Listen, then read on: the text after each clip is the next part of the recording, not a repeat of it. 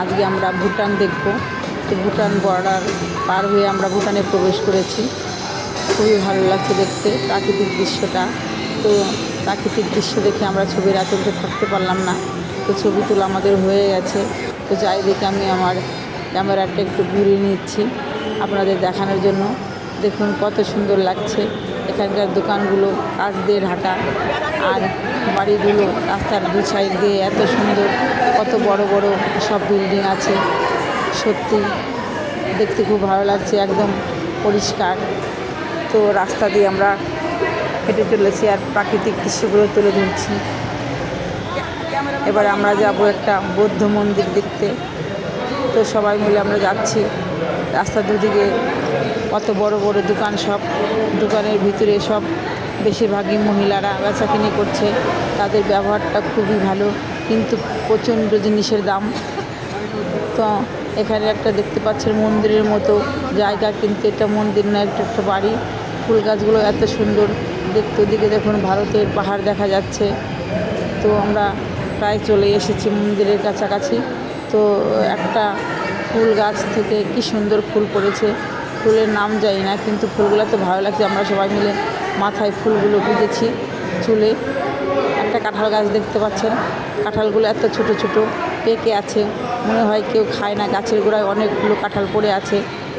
একদম কাঁঠাল গাছটা খুব দেখতে ভালো লাগলো, তার জন্য আমি এখানে তুলে নিয়েছি। তো আমরা আবার রাস্তা দিয়ে হেঁটে চলেছি। দেখুন একটা বাঁশঝাড়গুলো একদম পাতাবাহার গাছের মতো দেখতে। পাতাগুলো খুবই সুন্দর, ছোট ছোট। আর এখানে বাঁশ নেই, একদম ছোট ছোট গাছ। ওই দেখুন ভারতের ওপাশের বাড়িঘর দেখা যাচ্ছে। তো মন্দিরে চলে এসেছি। মন্দিরটা একটা বৌদ্ধ মন্দির।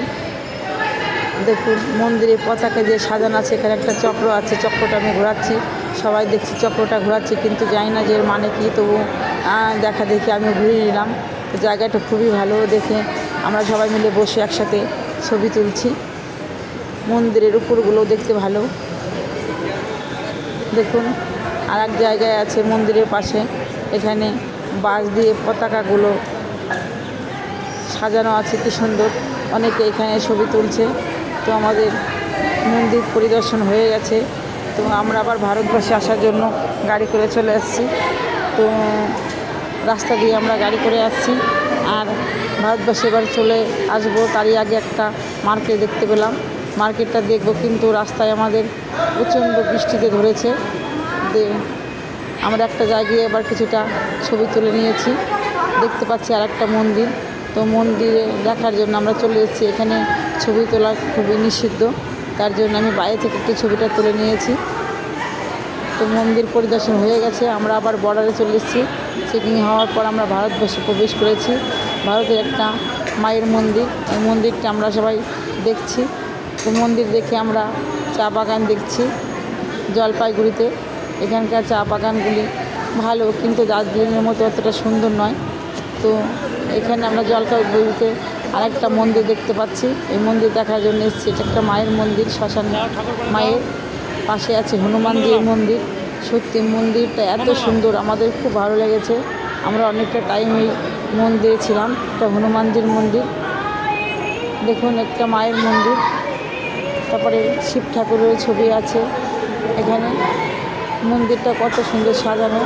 তো আমাদের সবার খুব পছন্দ হয়েছে। রাত্রি হয়ে গেছে, তবু আমরা মন্দিরে আছি। তো আপনাদের সকলকে ধন্যবাদ।